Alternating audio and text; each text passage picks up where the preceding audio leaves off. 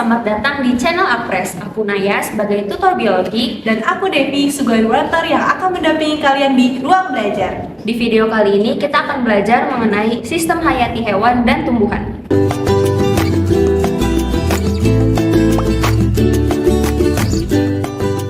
Assalamualaikum warahmatullahi wabarakatuh.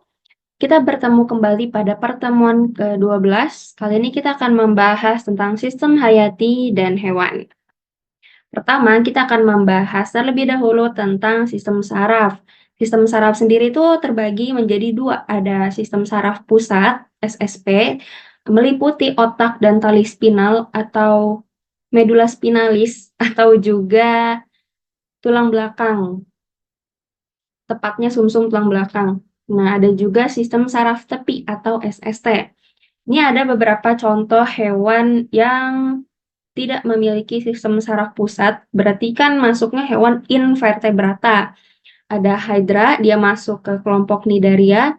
Ada juga bintang laut, masuk ke kelompok Echinodermata. Nah, sedangkan hewan yang punya saraf pusat, otomatis dia masuk ke kelompok vertebrata. Ada serangga, ada kelompok moluska, cumi-cumi, dan lain sebagainya, termasuk kita sendiri, manusia. Nah, SST, sistem saraf tepi, itu dibagi lagi menjadi dua. Ada neuron eferen dan neuron aferen. Neuron eferen itu menghantarkan sinyal dari saraf pusat ke otot dan kelenjar. Sedangkan neuron aferen dia menghantarkan sinyal sensorik ke saraf pusat. Nah, contoh dari neuron aferen itu indera, kan ada kulit, ada mata, ada hidung, telinga, dan juga lidah. Nah, sementara neuron eferen itu dibagi lagi menjadi dua. Ada sistem saraf motorik gitu. Motorik itu maksudnya gerakan. Makanya di sini dikasih gambar kaki gitu. Jadi otot lah, kita katakan otot gitu, motorik. Nah, sistem saraf otonom itu terbagi lagi jadi 3 jenis atau 3 kelompok. Ada saraf simpatis, saraf parasimpatis, dan juga saraf enterik. Saraf simpatis itu saraf yang bekerja kalau misalnya tubuh lagi stres atau lagi kayak deg-degan, lagi seneng kayak gitu. Nah, kalau saraf parasimpatis itu kebalikannya, jadi kayak dalam keadaan istirahat gitu. Nah, sedangkan enterik itu gabungan antara saraf simpatis dan juga saraf parasimpatis. Selanjutnya kita akan membahas sel saraf atau neuron. Dia merupakan unit struktural dan juga fungsional. Satu neuron dapat menerima input dari ratusan neuron lewat sinapsis. Nah, apa sih sinapsis itu? Sinapsis itu jembatan. Jembatan antara neuron-neuron ataupun neuron efektor. Nah, efektornya ini maksudnya otot atau kelenjar. Nah, ini kita sebut dendrit. Di sini ada nukleus, dan ini ada badan sel atau kita sebut soma. Ada soma. Nah, yang panjang ini akson. Dan di ujungnya ini ada akson terminal. Nah, ini kan ada yang warnanya kuning lonjong-lonjong gitu. Itu disebut selubung mielin gitu. Dan di sini kan ada bagian akson yang nggak kena selubung mielin nih. Yang ini kita sebut nodus Ranvier. Jadi misalnya ada rangsangan datang. Misalnya rangsangan datang dari sini. Jadi rangsangannya ini ngelewatin si nodus Ranvier ini. Jadi kayak fungsinya si selubung mielin ini tuh mempercepat rangsangan gitu loh. Jadi kayak loncat-loncat-loncat gitu. Dari sini ke sini ke sini ke sini ke sini ke sini sampai ke neuron yang lainnya gitu. Nah, di ujung dari si akson ini ada namanya sinapsis. Ini yang ini. Dia itu fungsinya menghantarkan sinyal gitu dari satu neuron ke neuron yang lainnya. Ada juga sel-sel pendukung atau kita nyebutnya neuroglia atau sel glia. Nah, pada vertebrata dan sebagian besar invertebrata, selain neuron juga terdapat sel-sel pendukung atau neuroglia. Nah, isinya apa aja sih gitu? Ada namanya sel ependimal, dia itu fungsinya melindungi ventrikel otak. Ada juga sel Schwann, Dia fungsinya menghasilkan mielin pada akson di sistem saraf tepi. Ada juga oligodendrosit, dia fungsinya juga mensintesis mielin pada sistem saraf pusat gitu. Jadi di tengah-tengah ini ada sel Schwann yang ini teman-teman. Nah, yang warna oranye gelap itu dinamakan sel Schwann.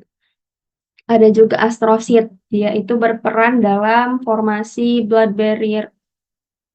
Ada juga astrosit, dia berperan dalam formasi perlindungan pada darah otak gitu, terutama pada dinding kapiler yang ada di darah otak.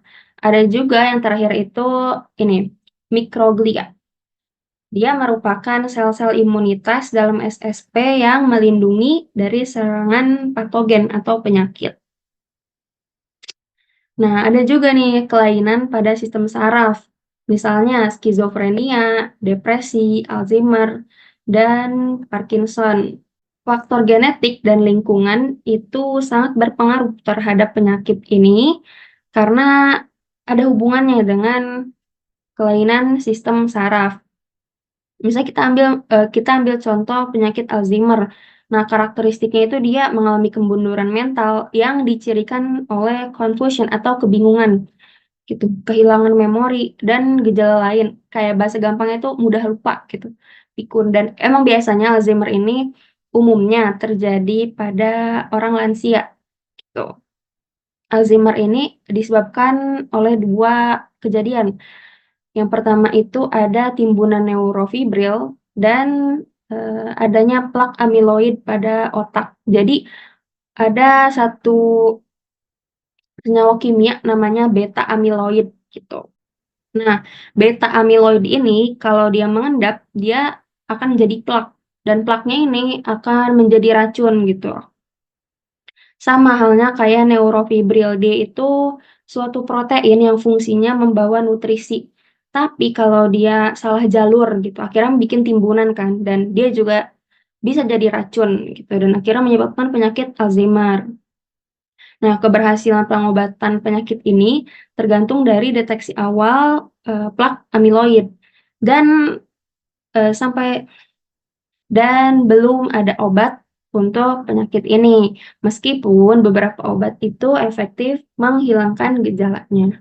Nah, selain membahas sistem saraf, kita juga akan membahas sistem endokrin gitu, di mana sistem ini ada hubungannya dengan sistem saraf. Sistem endokrin itu umumnya apa ya bahasanya? Sistem endokrin itu kita kenal juga dengan sistem hormon gitu. Dan dia berperan dalam koordinasi tubuh. Nah, kalau sistem saraf itu fungsinya menghantarkan sinyal listrik secara cepat di sepanjang sel-sel saraf. Kalau sistem endokrin itu fungsinya mensekresi hormon gitu. Dan dia juga mengatur koordinasi respons yang lambat dan dalam jangka panjang. Lalu kelenjar endokrin ini tidak memiliki saluran dan mensekresikan hormon ke ruang ekstraseluler gitu. Nah, lalu ada juga kelenjar eksokrin. Dia punya saluran dan mensekresikan hormon ke permukaan atau rongga-rongga tubuh. Nah, hormon itu memediasi respons tubuh terhadap stimulus lingkungan dan juga mengatur pertumbuhan, perkembangan, dan reproduksi. Ada juga istilah neurohormon. Dia itu suatu hormon yang disekresikan oleh neuron yang ada di otak dan dia beredar melalui aliran darah gitu atau peredaran darah. Ini ada contoh kelenjar endokrin utama yang terdapat pada manusia.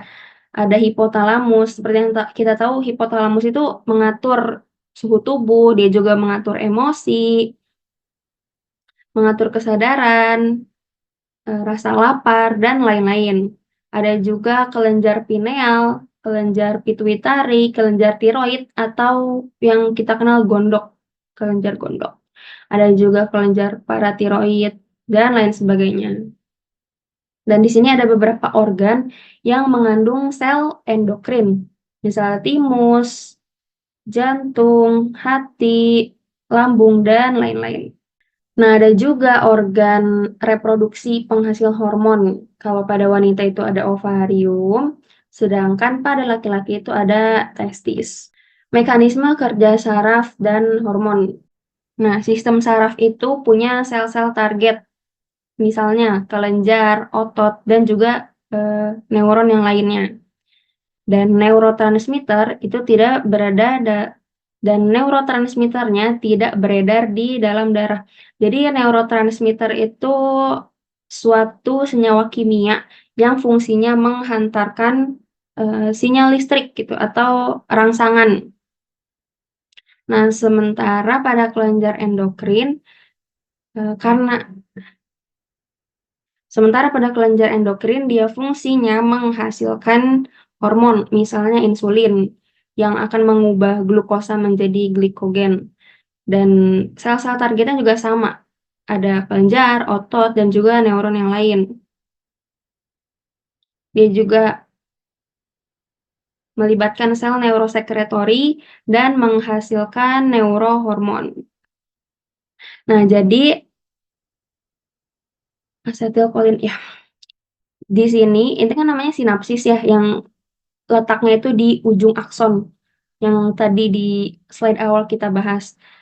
Ini dia itu ngeluarin neurotransmitter atau kalau di vertebrata itu namanya asetilkolin gitu. Yang ungu ini disebutnya senyawa asetilkolin. Terus yang asetilkolin ini dia kan bawa rangsangan, disampaikan ke neuron-neuron lain sampai akhirnya sampai ke saraf pusat gitu. Nanti dari pusat ngasih perintah ke saraf motorik dan akhirnya motorik ini ngasih efek, misalnya otot gitu. Selanjutnya ada berbagai efek dari hormon. Nah, jadi kalau misalnya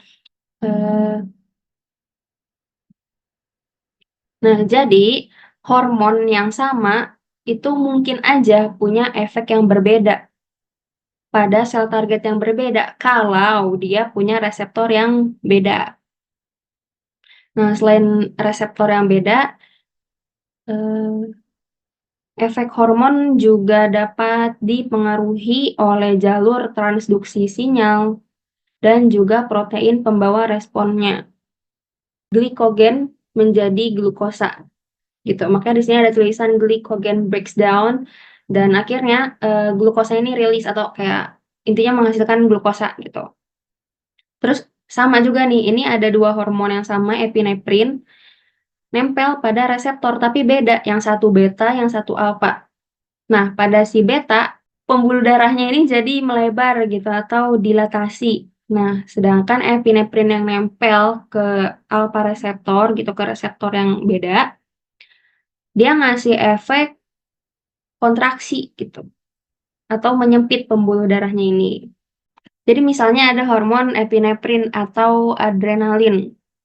Dia nempel ke beta reseptor dan akhirnya mengubah glikogen menjadi glukosa pada sel hati. Lalu ada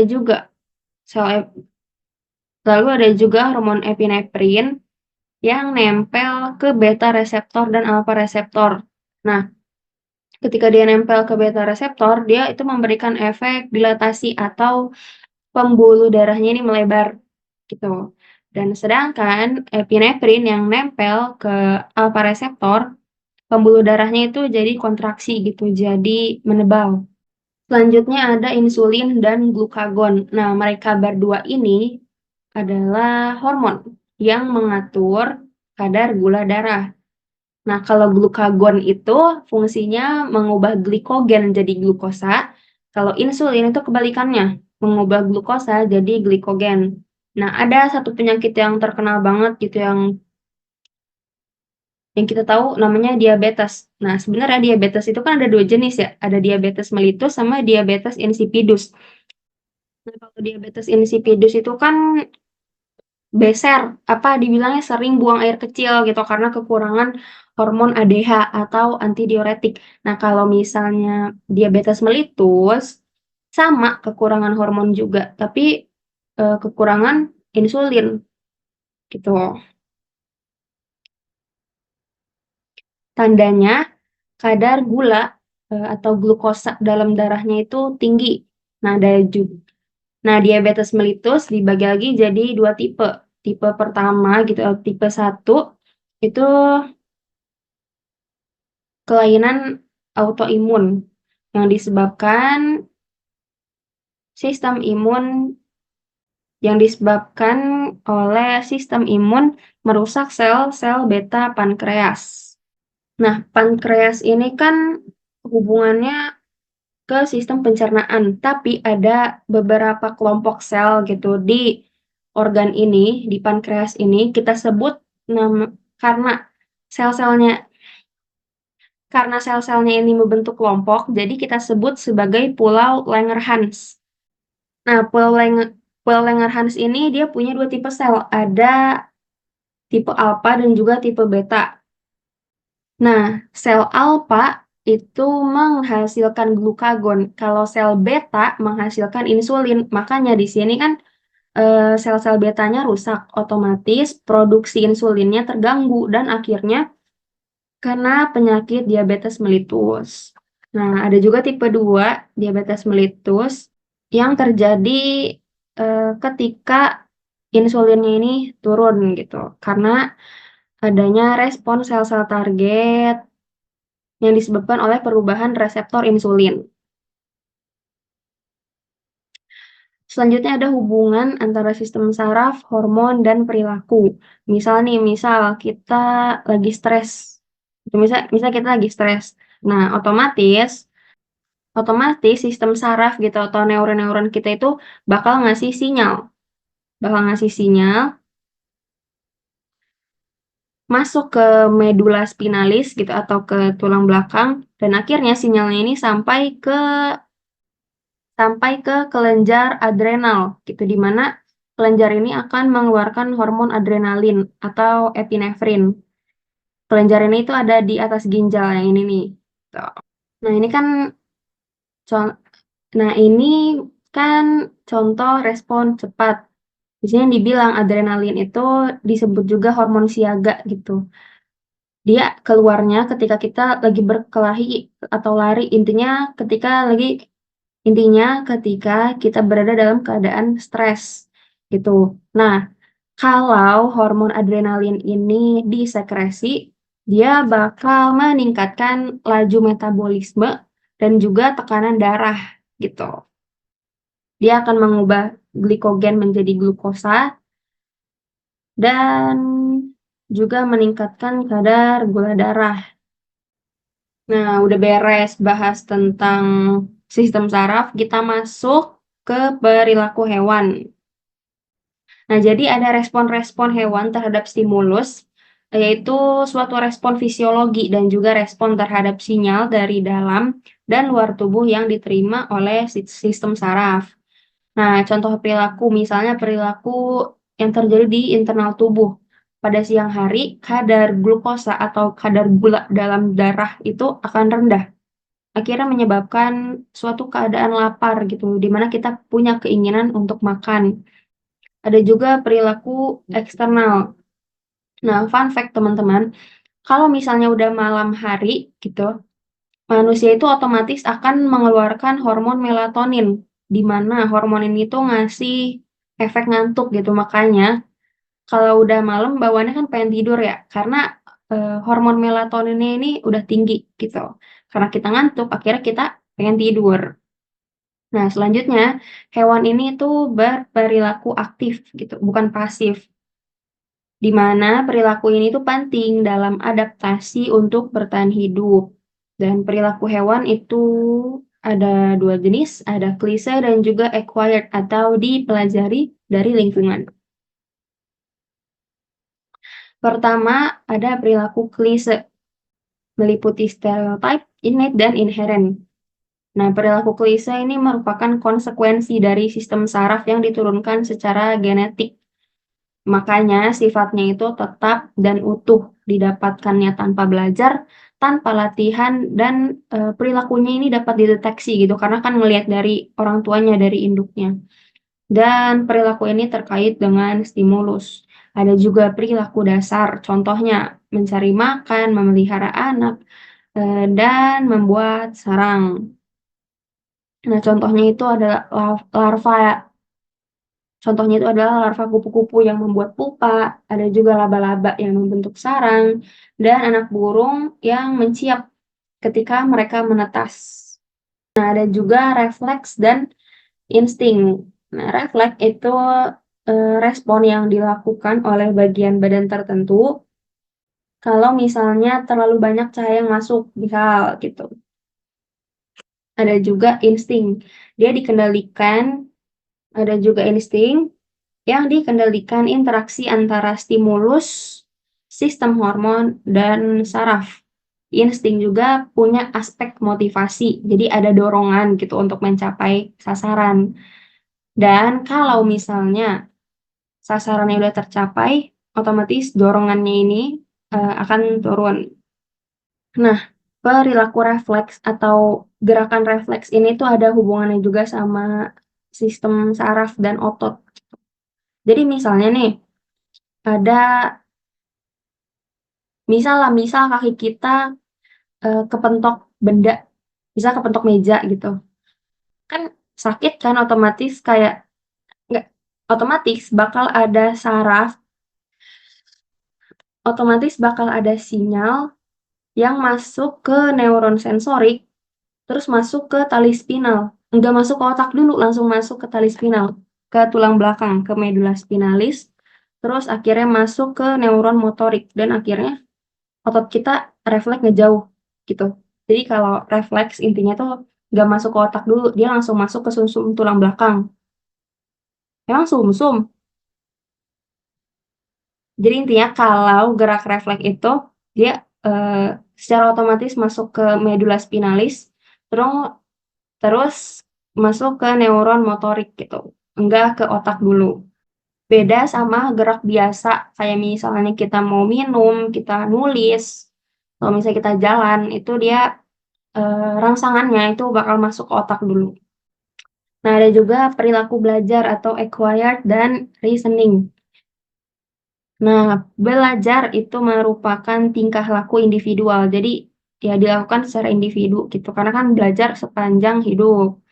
Dan dia itu dapat berubah berdasarkan pengalaman atau non genetik. Jadi, berkebalikan dengan perilaku klise.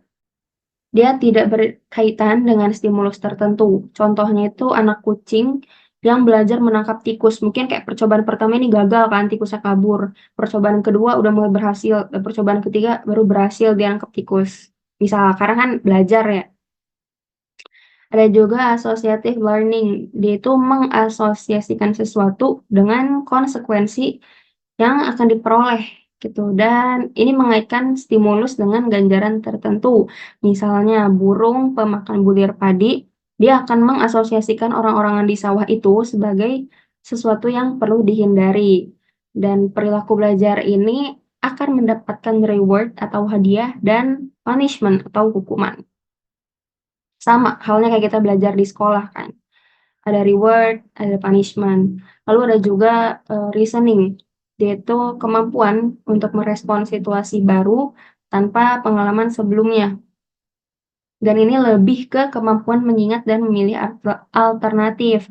Nah, karena dia di sini merespon situasi baru, otomatis dia akan berinovasi gitu, di mana inovasinya ini akan menjadi pemecah masalah atau problem solver gitu terhadap situasi baru ini. Dan reasoning melibatkan penggunaan alat. Nah, apakah sistem kontrol pada tumbuhan dan hewan sama? Di sini hewan dia punya sistem saraf. Tumbuhan nggak punya sistem saraf.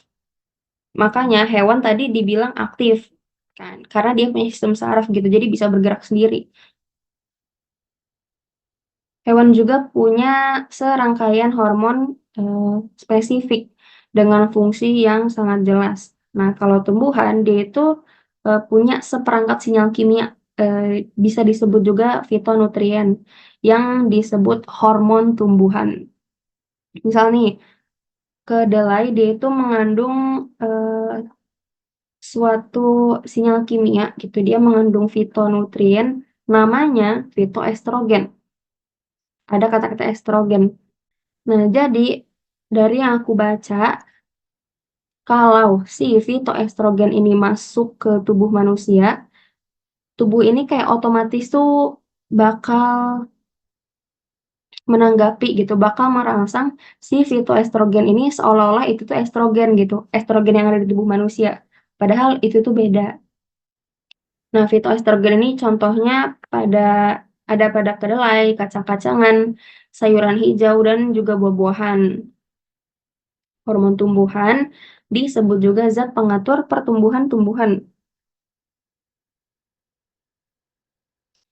Konsep kerjanya juga beda jauh sama hormon yang ada pada hewan, apalagi manusia. Dia itu tidak hanya mempengaruhi pertumbuhan, melainkan mempengaruhi banyak proses dan dapat diterapkan lebih luas pada tumbuhan dan keperluan lainnya. Nah, udah bahas tentang hewan, kita akan masuk ke tumbuhan. Tepatnya mekanisme kerja sinyal hormon pada tumbuhan. Dia tidak dihasilkan. Nah, hormon tumbuhan ini tuh tidak dihasilkan oleh sel, jaringan, ataupun organ khusus. Dia bentuknya molekul kecil dan bersifat mobil. Maksudnya mobil itu dapat bergerak, gitu, dapat tersalurkan. Nah, ada dua jenis, ada transport jarak pendek secara difusi dari yang konsentrasinya tinggi ke rendah, ada juga transport jarak jauh gitu melalui aliran massa lewat silem ataupun phloem. Silem itu mengangkut air dan mineral, sedangkan phloem itu nutrisi atau makanan gitu yang akan diedarkan ke seluruh tubuh. Ingat yang pernah aku bilang, phloem depannya F berarti food gitu. Dia mengangkut nutrisi yang akan diedarkan ke seluruh tubuh tumbuhan.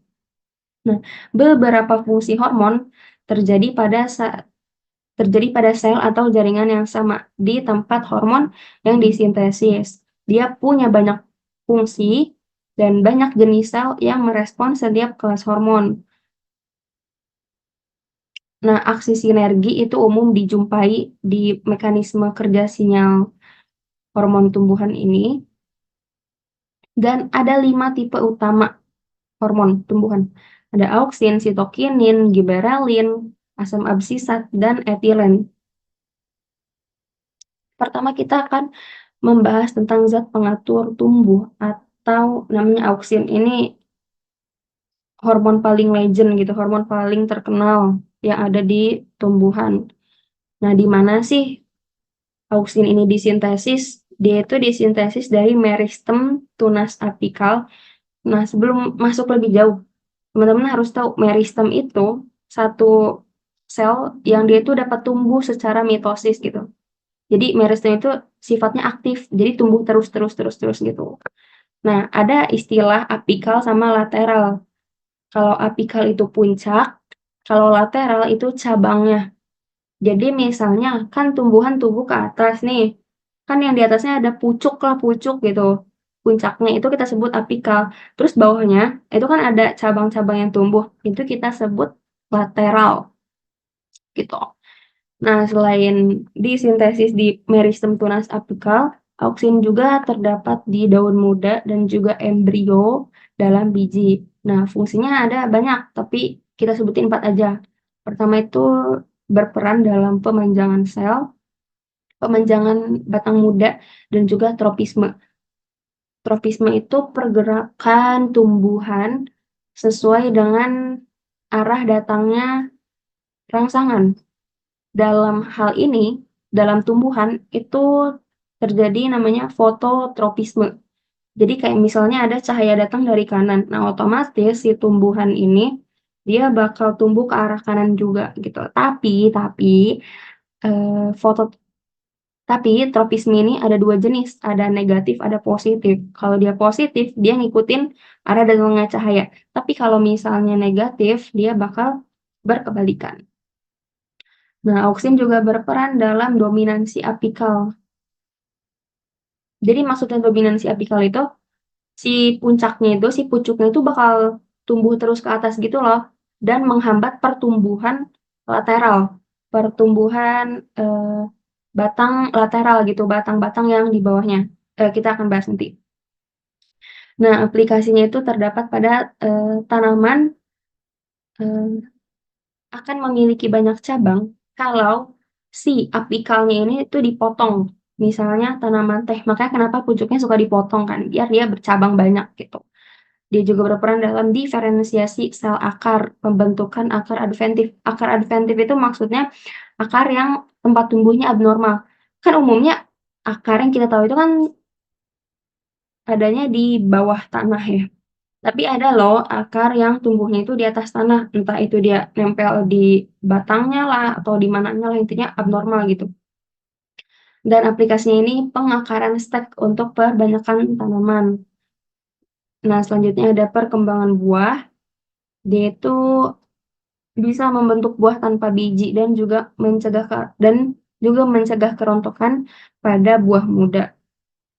Auksin dapat digunakan sebagai herbisida, misalnya itu 2,4D pada konsentrasi tinggi. Nah, contohnya ada auksin alami dan juga ada auksin sintetik atau buatan gitu. Emang buatan? Buatan. Contoh auksin alami itu ada indol 3 asetik.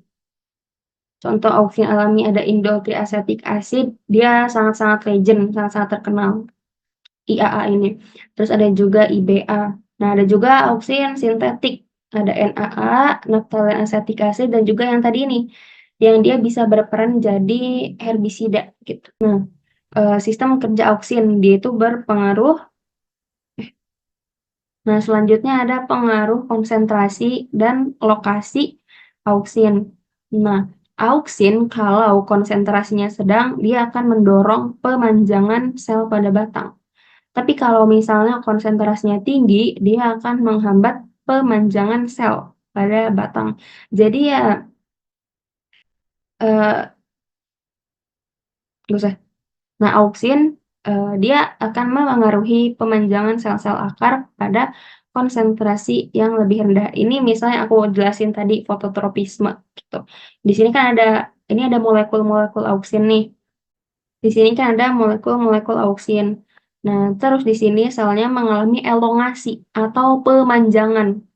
Tuh, akhirnya auksinnya pada ke sini, terus pucuknya dia akan mengikuti arah datangnya rangsangan. Dalam hal ini, rangsangannya itu berbentuk cahaya. Tuh. Nah, misalnya ada juga kayak gini. Ini kan kuncup apikal nih. Dan ini bawahnya itu lateral, nih yang bawah-bawahnya. Terus, terus ujungnya ini dipotong. Dipotong, terus kita bikin dua keadaan. Keadaan pertama itu kita tempel balok agar-agar yang punya hormon auksin. Akhirnya kuncup yang bawah ini, yang lateral, dia nggak tumbuh, kayak lama tumbuhnya gitu.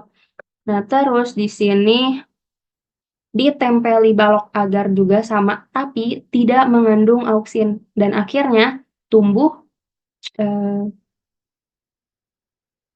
daun dari pucuk-pucuk lateral cabang atau pucuk cabangnya gitu yang di bawahnya.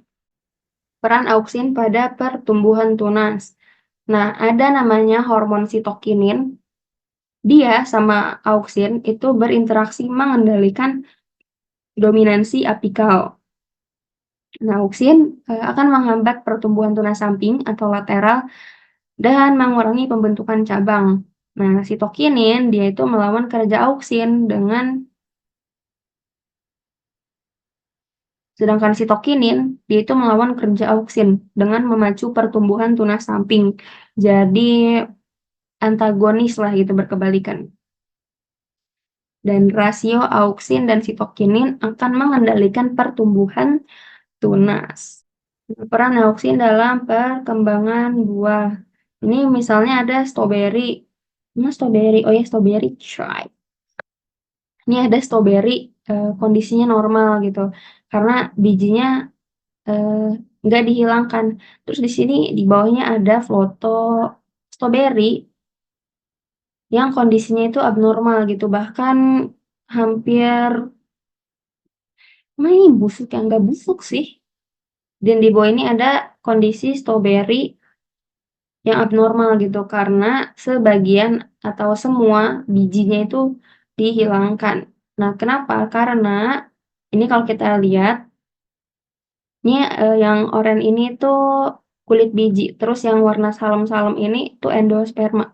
Gitu. Dia berperan dalam proses fertilisasi, di mana ujung-ujungnya dia akan menghasilkan auksin transport. Jadi kalau misalnya bijinya itu nggak dihilangkan, dia itu akan memacu perkembangan buah gitu. Biji ini juga berperan dalam perkembangan buah gitu. Kan kalau biji yang nggak dihilangkan normal nih, tapi kalau bijinya dihilangkan, keadaan buahnya itu jadi abnormal gitu. Kayak tumbuhnya tuh nggak sempurna loh teman-teman. Nah, contoh aplikasi auksin sintetik dalam pembentukan dan perkembangan buah. Nah, ini pemberian herbisida yang tadi, yang 2,4D, dia itu mencegah pengguguran buah. Dan ukuran buahnya ini lebih besar. Nah, masuk ke hormon yang selanjutnya, sama zat pengatur tubuh juga, itu ada namanya sitokinin. Dia itu tempat sintesisnya ada di organ yang aktif tumbuh, kayak misalnya akar, embrio, dan juga buah. Fungsinya itu fungsinya sebagai pembelahan sel karena dia akan memacu pertumbuhan tunas samping ya kayak yang tadi sempat kita singgung. Kayak tadi yang sempat kita singgung. Nah, dia juga memacu perkembangan buah dan juga perkecambahan biji. Lalu yang kedua, dia berperan dalam pertumbuhan dan diferensiasi sel atau pendewasaan sel gitu. Contoh aplikasinya itu pada kultur jaringan tanaman. Dan terakhir, dia itu berperan sebagai penunda penuaan atau senescensi pada daun dan bunga. Nah, ini ada contoh-contoh sitokinin alami, zeatin itu pada jagung aja. Emang jagung doang. Nah, ini ada contoh sitokinin alami dan sintetik ya. Bisa teman-teman baca sendiri. Nah, dia kan tadi fungsi yang terkenalnya itu sebagai penunda penuaan gitu atau senescensi. Jadi misalnya ada tanaman transgenik atau tanaman GMO. GMO di mana ada gen yang dimodifikasi untuk peningkatan biosintesis sitokinin yang ini. Dan sementara yang biasa aja gitu yang mungkin sitokininnya kurang atau sitokininnya biasa aja, itu dia cepet tua gitu atau layu. Di sini juga ada brokoli yang dikasih sitokinin yang di sini. Ini dikasih 10 ppm BA dan di sini yang gak diapa-apain, yang cuma dikontrol pakai air aja. Selanjutnya ada juga giberellin. Tempat sintesisnya sama di meristem tunas apikal daun muda dan juga embrio dalam biji. Fungsinya pembesaran sel, pemanjangan sel, dan aplikasinya itu buahnya jadi lebih besar. Dia juga merangsang pembentukan bunga dan perkembangan buah dan merangsang perkecambahan biji. Memiliki efek antagonis gitu berlainan dengan asam absisat. Nanti akan kita bahas juga. Nah, aplikasinya itu pemecahan dormansi biji. Maksudnya dormansi biji itu bijinya tidur gitu. Iya.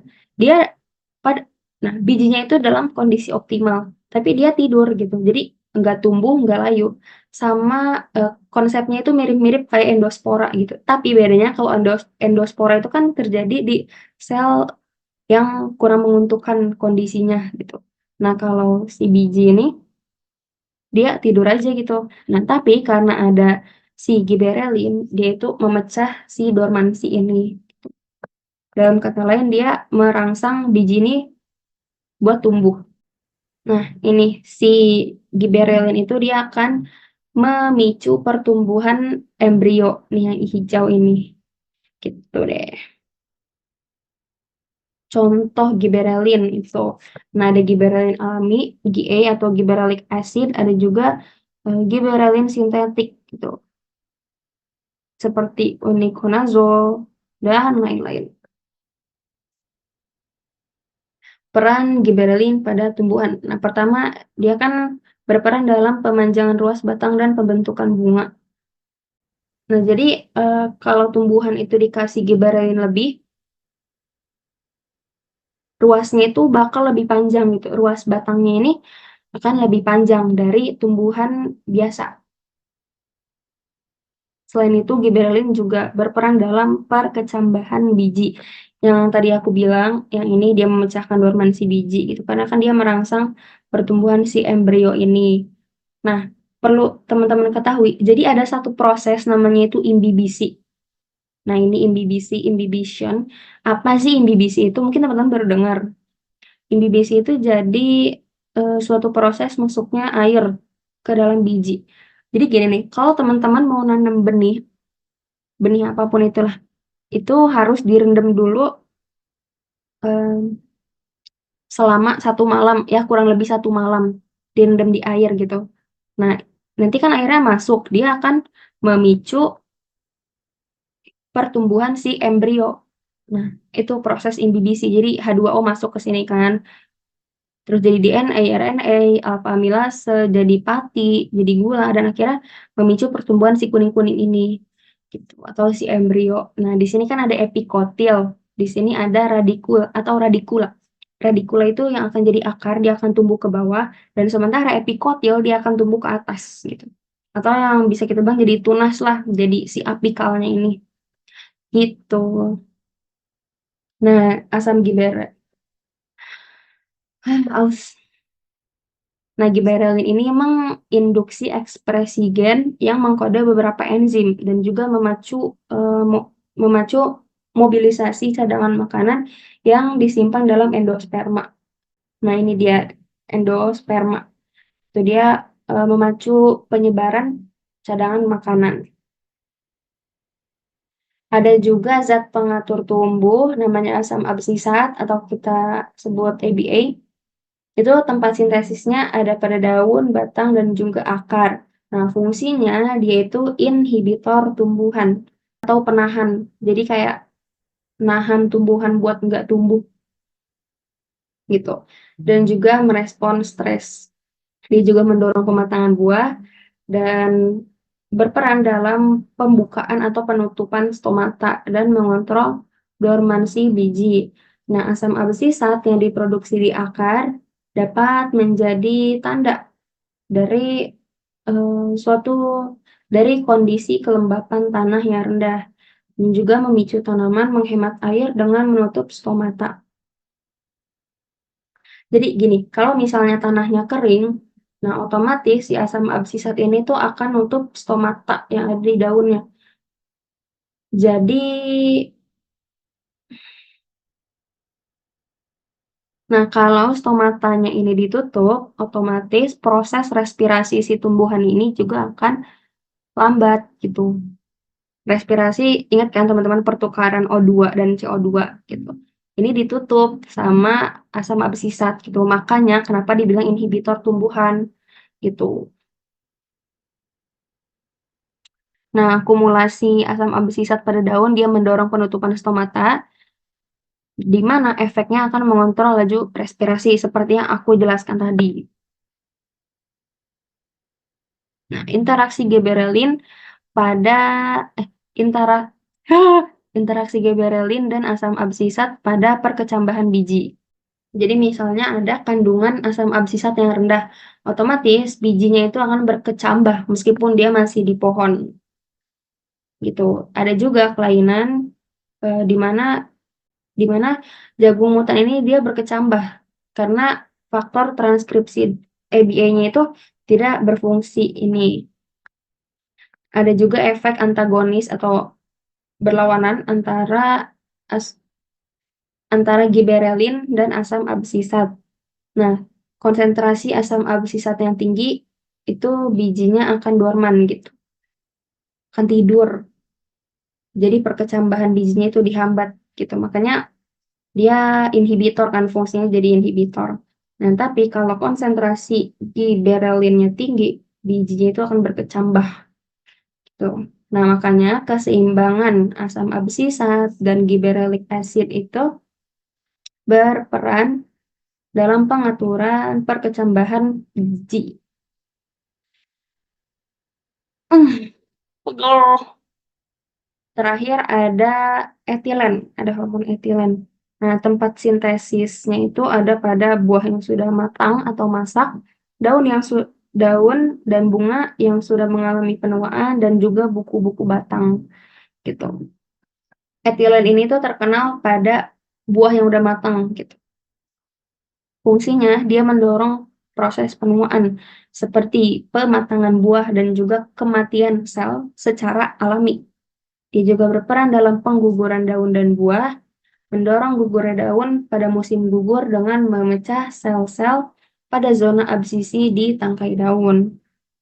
Nah, tumbuhan akan mensintesis etilen sebagai respon terhadap sekaman, kayak misalnya ada tekanan mekanis, atau tumbuhannya kena luka, infeksi, atau suatu keadaan seperti kekeringan atau banjir.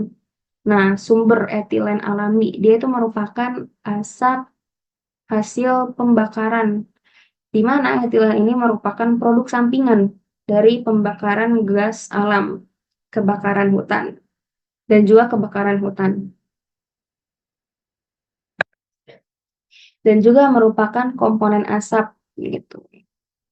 Termasuk di dalamnya asap rokok. Ini ada etilen pada tumbuhan.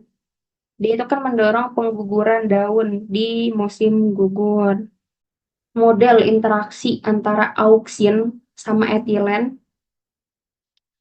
dia itu berperan dalam merangsang absisi gitu atau pengguguran daun gitu. Nah, makanya ketika flux auksinnya menurun, otomatis etilen ini bakal jadi sensitif gitu, bakal lebih sensitif, lebih optimal lah gitu ya, lebih bekerja.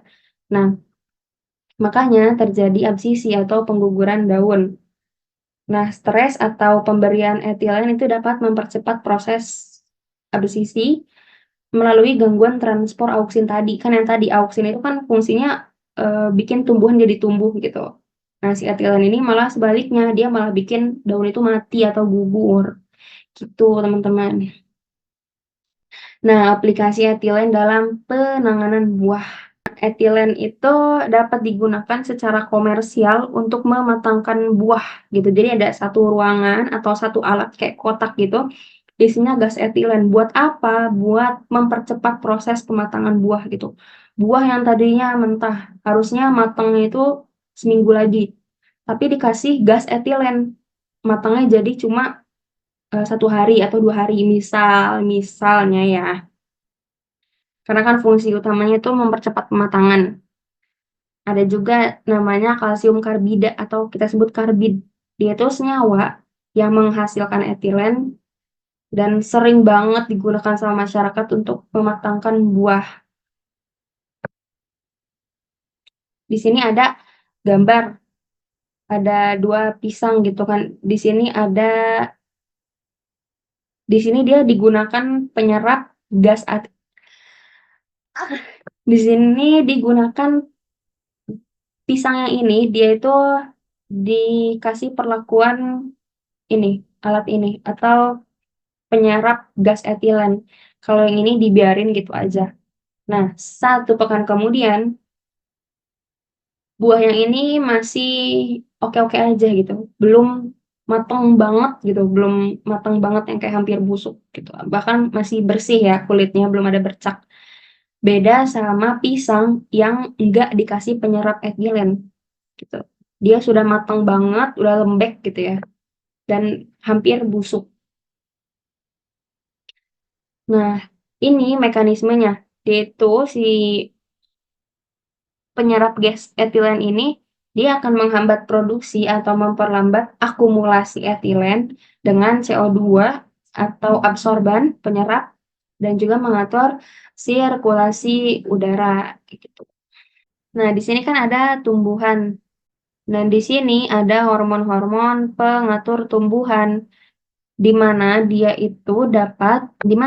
kelima hormon ini tuh dapat improve gitu, atau apa sih improve itu bahasa Indonesianya, coy? Meningkatkan ya. Nah, di mana kelima hormon itu dapat mengimprove atau meningkatkan produksi metabolit sekunder. Kayak misalnya ada kelompok terpens, ada fenol, tanin, dan lain sebagainya gitu. Nah, di mana metabolit sekunder ini berperan dalam perlindungan atau kayak perlindungan kan? Ya. Di mana metabolit sekunder ini juga berperan dalam perlindungan tanaman.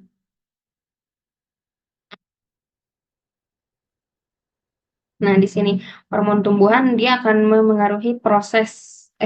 hormon tumbuhan akan memengaruhi produksi metabolit sekunder dalam jumlah yang signifikan, di mana metabolit sekunder berfungsi dalam mekanisme pertahanan pada tumbuhan. Seperti yang sudah kita bahas sebelum-sebelumnya ya, metabolit sekunder itu kan dapat dimanfaatkan untuk jadi obat, jadi pewarna, pemberi aroma, rasa, dan juga bahan kimia dalam pertanian.